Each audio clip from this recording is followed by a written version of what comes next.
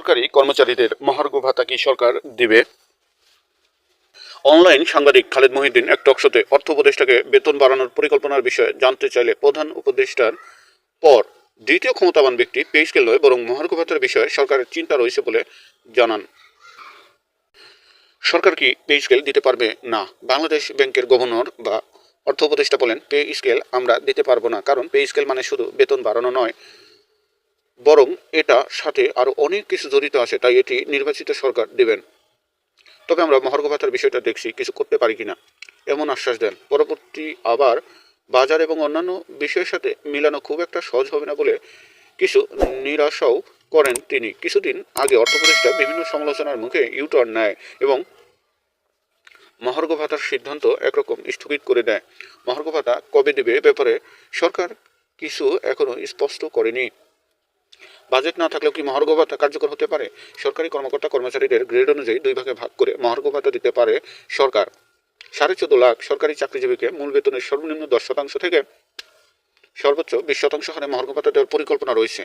এর জন্য এক বছর সরকারের বাড়তি খরচ হবে অন্তত 7,000 কোটি টাকা। বর্তমান পরিস্থিতিতে অর্থনৈতিক দৃষ্টিকোণ থেকে এই মহার্ঘ ভাতার ব্যয় যৌক্তিক নয় বলে মনে করেছেন অর্থনীতিবিদদের কেউ কেউ। সরকারি কেন পে স্কেল দিতে চায় না সরকার? পে স্কেল অনেক অসঙ্গতি রয়েছে, টাইম স্কেল বহাল করা উচিত, গ্রেড ব্যবধান ঠিক করা উচিত, পদোন্নতির ক্ষেত্রে বৈষম্য রয়েছে। এসব বৈষম্য একটা ঠিক করতে গেলে আরেকটির সাথে সম্পর্কযুক্ত হওয়ার কারণে অন্যটিও ঠিক করতে হবে। মোট কথা, পে স্কেল দেওয়া মানে পে কমিশন গঠন করা এবং অনেক ধরনের বিষয় পরিবর্তন করতে হবে। অন্তর্বর্তীকালীন সরকার সময় কম, তাই তারা পে স্কেলের মতো বড় ঝামেলায় যেতে চায় না।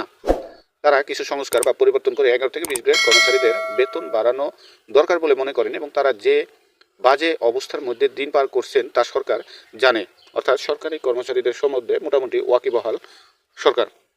এটা প্রথমত পে স্কেলটাকে একটা ডেমোক্রেটিক গভর্নমেন্টের পে স্কেল আমরা টাচই করবো না। আচ্ছা, বুঝতে পারছেন তো, যে ডক্টর ফরাসুদ্দিন সাহেব করে গেছে, এগুলো কিন্তু আমরা করতে পারবো না। এবং এই জন্য আমরা কিন্তু আছি যে বহু বহু লোকের বৈষম্য হয়েছে, পে স্কেলে ঝামেলা হয়েছে, টাইম স্কেল বন্ধ করেছে, গ্রেডটা ঠিকভাবে করে নাই, সেগুলো আমরা টাচ করতে পারছি না। কারণ পে স্কেল কিন্তু বেতন না, ভাতা, dearness allowance, time scale, promotion নিচে অনেক সব রিলেটেড। এখন যেটা কিছু কিছু দাবি আসছে, বিশেষ করে ডিয়ারনেস অ্যালাউন্স, মহার্ঘ ভাতা, এটা সেটা এটা আমরা দেখছি খুব, এটা ফাইন্যান্স বেসড আমরা এক্সামিন করছি।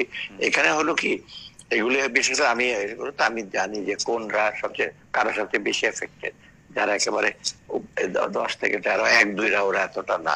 তা আমরা এটা পর্যায়ে, কিন্তু এখানে কত জিনিস আছে যে আমরা যদি এটা করি, গভর্নমেন্টের ওই মহার্ঘ ভাতাটা, এখন এটা কিন্তু ইনফ্লেশন একটা টেন্ডেন্সি, চট করে কয়েক হাজার কোটি টাকা